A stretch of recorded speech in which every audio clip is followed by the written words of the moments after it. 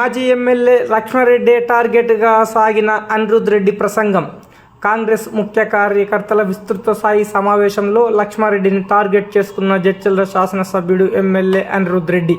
రాబోయే పార్లమెంట్ ఎన్నికలలో భాగంగా మహబూబ్నగర్ జిల్లా వ్యాప్తంగా కాంగ్రెస్ నాయకులు, కాంగ్రెస్ కార్యకర్తల విస్తృత స్థాయి సమావేశాలు ఏర్పాటు చేసుకొని కార్యకర్తలకు దిశా నిర్దేశం చేస్తున్నారు.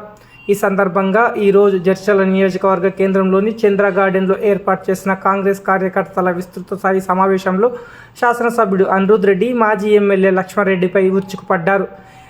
లక్ష్మారెడ్డి, కౌన్సిలర్లు, కార్యకర్తలు కలిసి అన్యాయాలు, అరాచకాలు అని నాకు తెలుసు అని వాటిని బయటకు తీస్తానని అన్నారు. ఈ సమావేశంలో లక్ష్మారెడ్డిని ప్రధాన టార్గెట్గా ఎంచుకొని అనిరుద్ రెడ్డి మాట్లాడడం విశేషం. లావాని పొలాలను, గైరాన్ పొలాలను పట్ట చేసుకున్నారని, చెరువులు, కాల్వలు, కుంటలు అన్నీ కబ్జా చేశారని, జడ్చర్ల నియోజకవర్గ కేంద్రంలో అడ్డు అదుపు లేకుండా అక్రమాలు చేశారని, ఎన్నికలకు ముందు ఓట్ల కోసమే 25 కోట్లు జడ్చర్ల మున్సిపాలిటీకి శాంక్షన్ అని చెప్పారు. నేను సెక్రటేరియట్కు వెళ్లి దీనిపై విచారణ చేసేదంతా అబద్ధమని తేలింది.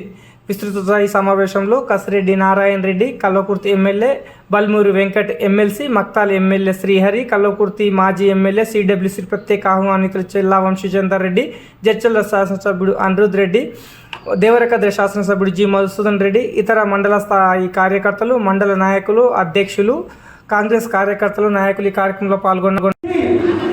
మీరు అనిరుద్ రెడ్డి పక్కన ఉంటే ఆయన దగ్గర పైసలు లేవు, నేనైతే 2000 కోట్ల పైన సంపాదించుకున్నా, నేను ఎట్లయినా గెలుచుకున్నా, మిమ్మల్ని తొక్కుతానన్నాడు, మిమ్మల్ని తంతానన్నాడు, మీకు ఉద్యోగాలు ఉంటే ఉద్యోగాలు తీపిస్తానన్నాడు. పాపం ఆయన ఉద్యోగమే పోయింది, అది కేవలం సిరి సంపద అన్నాడు. వినాయకులు ఇక్కడే ఉన్నారు.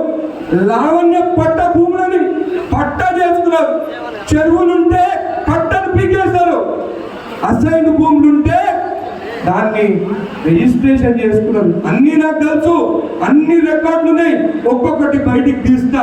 అధికారులకు కూడా ఆదేశించినాను, మీరు ఇంకా నిజాయితీగా పని చేయాలి, పాత రకంగా పని చేయొద్దని కూడా వాళ్ళకి చెప్పడం జరిగింది. ప్రతి భూమి బయటికి తీస్తా. పేదవాళ్ళు వచ్చినారు, వాళ్ళ భూముల గురించి చెప్పినారు, అన్ని ఆదేశాలు ఇస్తున్నాను. కలెక్టర్ గారితో కూడా మాట్లాడుతున్నాను. ప్రతి ఒక్కటి బయటకు వస్తుంది. వాళ్ళు చేసుకున్న కబ్జాలు బయటకు వస్తాయి. మహబూబ్ నగర్ ఎమ్మెల్యేనేమో ఒక గుండ ఫోటోలు ఉండాలి, ఇక్కడున్న ఎమ్మెల్యేనేమో నవ్వినంటే చాలు ఏదో ఒక దగ్గర ఆయన మనుషులు భూ కబ్జాలు చేస్తున్నారు. ప్రజలు రావాలి, పేదవాళ్ళు రావాలి, వాళ్ళకి ఏ ఇబ్బంది ఉన్నా కానీ ఆ ఇబ్బందికి అధికారులకు చెప్పాలని ఆ రోజు కూర్చొని ఉంటే 200 అప్లికేషన్లు వచ్చినాయి. దాంట్లో 120 అప్లికేషన్లు వీళ్ళు చేసిన కబ్జాలు, పేదవాళ్ళ భూములు కబ్జాలు చేసిన అప్లికేషన్లు వచ్చినాయి. ధరణిలో సర్వే నెంబర్లే మాయమైపోయినాయి.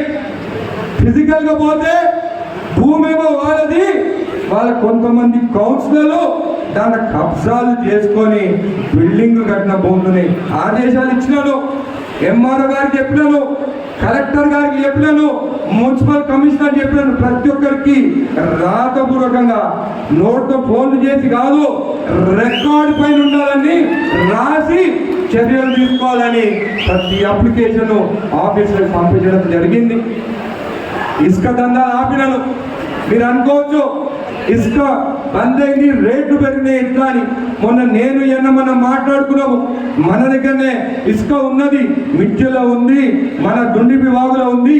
ఆ ఇసుక మన జడ్చల దాటకుండా పేదవాళ్ళకి తక్కువ రేటుగా కలెక్టర్ గారితో మాట్లాడి మీకు ఇల్లు కట్టుకునే దానికి తక్కువ వచ్చేటట్టు చేస్తారని చెప్పి.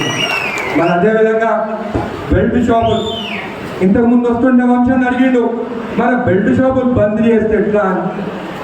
నిన్న మలపల్లి గ్రామానికి వెళ్ళాను, 20 మంది మహిళలు నా దగ్గరికి వచ్చినారు.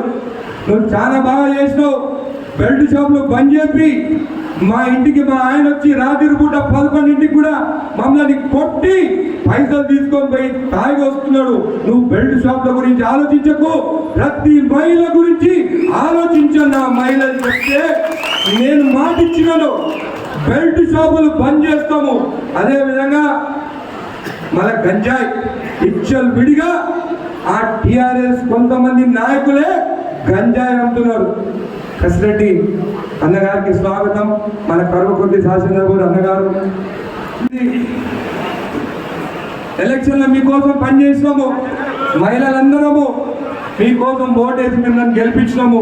ఈ బెల్ట్ షాపులు మాత్రం ఉండొద్దు అని చెప్పి అయితే సర్వే చేయించినాను. సర్వే చేయిస్తే 90% మహిళలు బెల్ట్ షాపులు ఉండొద్దని చెప్పినందుకే ఈ బెల్ట్ షాపులు 1వ తారీఖు నుండి మూసేస్తామని చెప్పి కూడా మీకు తెలియజేస్తున్నాం.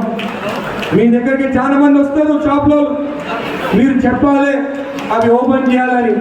అవి ఓపెన్ కావు, బెల్ట్ షాపులు ఖచ్చితంగా బంద్ చేస్తామని చెప్పి కూడా మీకు తెలియజేస్తున్నాం. మళ్ళీ పోలీస్ స్టేషన్, మా నాయకులు ముందు పోలీస్ స్టేషన్ పోతే నువ్వు ఏ కండువ వేసుకొని వచ్చినావు, ఇది పింక్ కండువనా, ఇది కాంగ్రెస్ అని అడిగేది. ఇప్పటి నుండి అది ఉండదు. ఏ పేదవాడు పోయినా కానీ న్యాయమైన పక్కనుంటే ఆ పేదవాడి పక్కనే పోలీసు వాళ్ళు ఉంటారని చెప్పి కూడా మీకు తెలియజేస్తున్నారు. మళ్ళా